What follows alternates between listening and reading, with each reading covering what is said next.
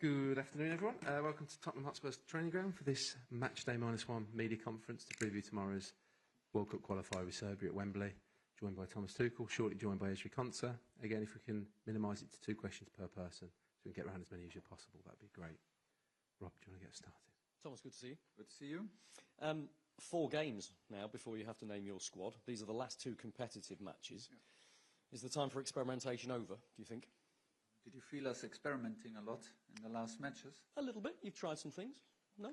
This will never end. We will always try a bit in the depth, but I didn't feel us experimenting in the last 2 camps, and we will not start in this camp. This is a package of 3 camps. We take it serious. It's World Cup qualifiers, home match. We're here to win. We want to build on what we built and keep on going. When you first took the job, you highlighted Marcus Rashford as a player who you really admired and thought could be very important for England. He's absolutely flying right now. And he's very settled and happy, clearly, in Barcelona. He may be less settled and happy when he gets to the back end of his loan, closer to the World Cup. Is that a concern to you at all, when we can see just what a happy and settled Marcus Rashford can do?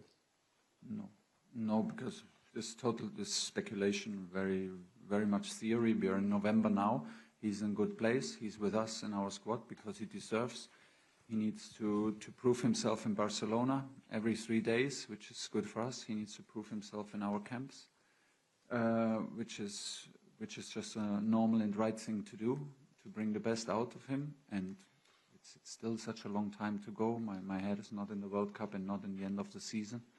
We deal with everything when it comes to it, and he's in a good place now. He's competitive, and that's why he's here, and he needs to prove the point in the next 2 matches. Hi, Thomas. It's the first time that Jude Bellingham's joined back up with the squad after missing out on the camp last time out. How's it been to have him back? Good. He deserves to be back, like for everyone else. He deserves to be back. Good to have him back. Good atmosphere in the last 2 days. Everyone is happy to be in camp. It's competitive. It's the mood is light. Everyone is happy to be in camp, and the attitude and energy on the training pitch is where we want it to be. So we have 1 more training session to go to be competitive tomorrow, and Jude is a part of it, of course. You mentioned in the squad announcement that he comes back into the squad as a number 10. Morgan Rogers has played there in the last 2 5-0 wins away from home and done well. Can they both play in the same England team? I don't know. I guess so, but not both on the same position, obviously. So rather than finding for the best players a position to just have them on the field, it's maybe better to put everyone in the best position and have a competition. So at the moment, the competition is between the 2 of them. They're friends, so it can also be a friendly competition. You don't have to be enemies, and you don't have to hate each other. They are respectful. They are friends with each other, and they fight at the moment for the same position. Can they play together? Yes, but in a different structure then maybe, and at the moment is not the moment to change our structure. Hi, Thomas. Hi. Looking ahead to the World Cup, how close are you to knowing roughly, in terms of percentage, your starting 11 for the systems you want to use? I know quite a lot about tomorrow, but about May and June I don't know so much, and I hold myself back of knowing too much or pretending to know too much or like be even too much focused. So much can happen. Nobody wants injuries to happen, but injuries can happen. Players can pull out, players can drop in form, other players can have form. So no, I'm very much open for the next months. So that's why I don't feel the pressure, and I don't feel the urge. The World Cup urge at the moment. I just feel the excitement and the pressure for tomorrow, because we want to perform. And it is, like always, it's step by step, and next step is Serbia tomorrow. You defined the role for Jude Bellingham and for Phil Foden. How's that been going? Sorry? Phil Foden, you defined a role for him in this camp. How's that been progressing? Good, but Phil and Jude, both of them had not a lot of training until yesterday, because it was the 2nd match after intensive matches for them on Sunday. Yesterday was Tuesday, so they will be on the pitch with us again today, but for the first time for the full session and in full intensity. it's always nice to have Phil around. He's a nice guy. And like Jude, they are part of this squad, and the squad is happy to be together. There's a good spirit, there's good energy, and I'm excited to have later in the afternoon a good training session to prepare tomorrow, because I believe we will have a quite complicated match to play. Hello, Thomas. Abdi here from BComs. Hope you're having a lovely day. I want to get your thoughts on Elliot Anderson's impressive form. Last week, Jamie Carragher said on Sky Sports that Elliot Anderson is one of the best midfielders in the Premier League. Barring injuries, how likely is Elliot to cement his spot in the World Cup next summer, and how key is he to your England midfield? Thank you. At the moment, he's a key player for us, and yeah, he is at the moment one of the best midfielders in the Premier League. That's why he's with us, and that's why he starts for us, because he deserves nothing but impressive. And he has to keep on going. He's a very complete, mobile central midfielder, and that's what he shows. But it's still a long career ahead of him. It's still a long way for him. There are no guarantees, and for sure not publicly for the World Cup. And it doesn't help in November to give predictions and to give guarantees. It's about competition. It's elite football, and Elliot is at the moment an elite football player. The right attitude, the right talent, a lot of talent. And it's a good mix, and he fulfills his role in the best way possible. We're very happy with him. Hi, Thomas. Good luck tomorrow. Obviously, back at Wembley, what are you expecting from the fans? Is it down to the players to set the tone, to get the fans going? It's always up to us. It's always up to us, and I think we did in the last match. And we will try to do it again. I think we will face a very patriotic Serbian team with a very patriotic new coach, a coach that is used to tournament football with the Serbian under-20s. He's used to club football in a high-quality Spanish league. I think from the way he talks, when I see the lineup and the players, where they play, in which clubs they play, they compete on the highest level. I think we should not misinterpret the 5-0 as an easy match, what we did there. We should just know, and we will remind the players of the hard work and the effort that we put in to make a result like this possible. And we have to do it again. I think on top of it, for them, it's basically a final. So I think we will see the best side of them, which is a strong side. This is what we prepare for. And well, then the stadium will hopefully follow. It can be, if they do what we expect them to do defensively, it can be maybe difficult to accelerate the game. So the best moment maybe to accelerate the game and to bring intensity is off the ball, meaning implement our high pressing and go after them from minute one, to do everything that the spark reaches our fans, and then hopefully it's a good atmosphere. When you announced the squad last week, there was a bit of talk about your future. Since then, have fans said anything to you, or have the players said anything to you? Boss, stay on, nothing like that? No, nothing. It's not a big subject. No subject at the moment. Behind you, Henry. Hello, everybody. Sport Club Belgrade. Mr. Tuchel, are you change opinion about the Serbian team after the first game? Because before the game, you show respect about the Serbia team, and you told about new coach Veljko Paunović, the new energy, new optimism. Are you expect a different Serbia team tomorrow? Yeah, thanks. And still, I think you were still a great team with a great record, especially in Belgrade, and it was mostly down to us that we did not let you develop your quality, we did not let you show the quality, so it was mainly down to our quality that we had a very strong match and we did not let you get into this match, we did not let you breathe, but I think the quality was always there. Now there's a new coach with new energy, like you said, in the same strong group and a proud group of players. And we have to do it again. This is what football and what is elite sports is all about. It's always about the next match. It does not help us to look back just at the result and misinterpret it into an easy match. We put a lot into it, and we will have to put a lot into it tomorrow.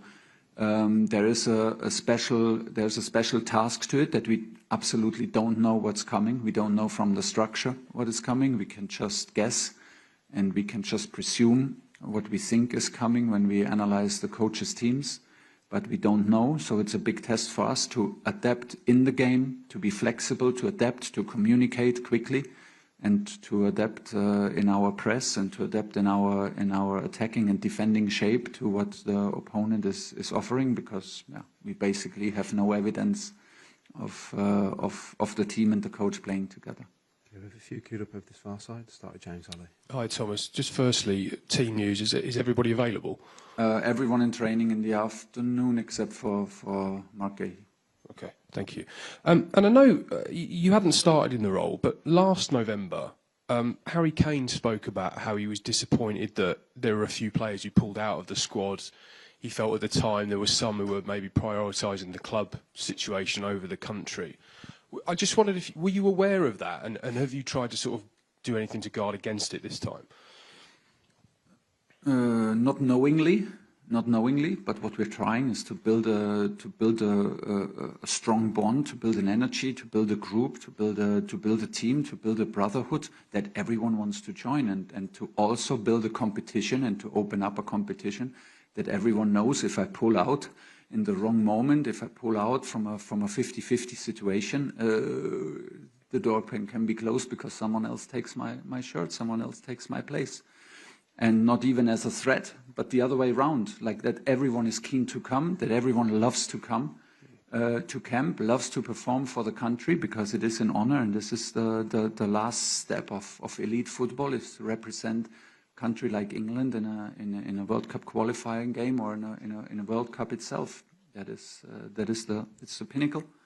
Yeah, it is, and this is how it should feel. So I think we're absolutely on the way.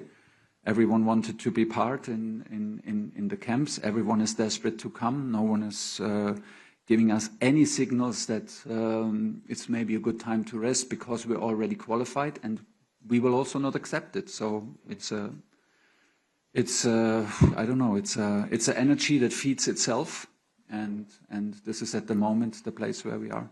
How precious is it to keep that? Very precious. Yeah. It's the key. It's the absolute key for me. Before tactics and before personnel and whatever, that is the key. Everyone loves to be in camp and loves to play for England and enjoys it. Thank you. Hi, Thomas. Just one on Mark. Are you hopeful that he might be able to feature this week at any point? And is there, you talk about that brotherhood, is there a chance that you would keep him around the group? Just Mark? Mark Gahey. Yeah, you know why? Because with Mark, it's very, very painful. So it's very painful, but there is no damage done, no structural damage. So it's all about the pain. And there is a possibility that from one day to the other, overnight, we have a significant improvement. So we're working realistically towards the second game. If he is not in training, let's say on Friday, and not able to train with us, here on Saturday, we will not make him travel with us. Then he gets, of course, a rest and treatment. And can stay in London. Now it's nice that also he wants to stay with us. We wanted him to stay close. He's one of the leaders. He's an important member of the team. He's an important glue in between many players, and it's nice to see that even him he tries everything to be included in the second match, and we wanted to have the opportunity, and that's why we assess him basically every day. Hi, Thomas. With the qualification already obtained, and you say you're trying to build a group for the World Cup, what are you looking at in these next two games in terms of the squad and that building of the group you just mentioned?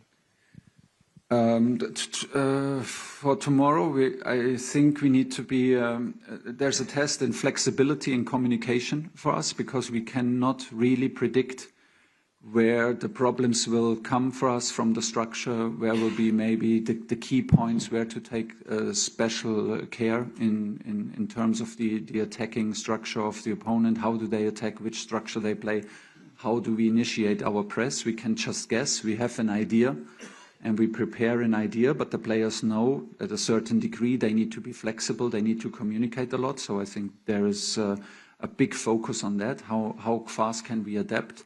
How much effort do we put in if maybe tactically and structure-wise not everything is absolutely perfect? How much effort do we put in to just help ourselves out by running, by effort, by running more, by helping us in physical effort? So this is basically the test, and then keep on building what we're having.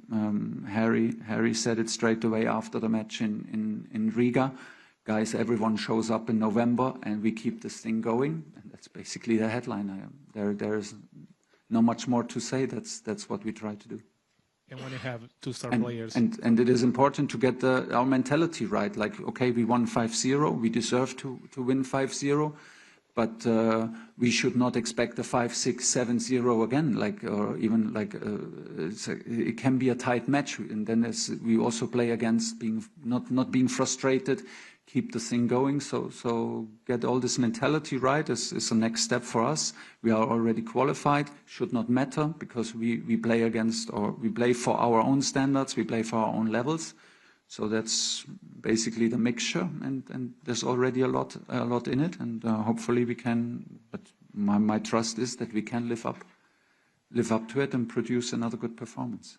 And when you have two-star players like Jude and Phil, who on paper are one of the best you have, joining back the group, what do you expect from them in terms of both being part of the group and playing for England? I expect what they show, be straight away part of the group, and why should it be awkward for them? We were driving the levels, and we were driving the thing without them. We would do it with missing any other player. We are obliged to drive our own campaign. We are obliged to drive our own standards and to build what we can build. So now they are back, and it's of course their responsibility to contribute to all this, and this is what they're doing. It's normal for them. It's at the moment easy for them because the group is strong, the standards are clear, and you can fit in seamlessly. This counts also for newcomers like Alex Scott. Be yourself, be the best version of yourself, and keep this thing going. Okay, Ezri's almost ready to come in, so we'll finish with one from Bobby at the back. Hi Thomas, just to check on Mark, is he still on crutches at the moment, or is he able to? No. He's in normal. And on Elliot Anderson, you mentioned on Friday that he was managing a niggle.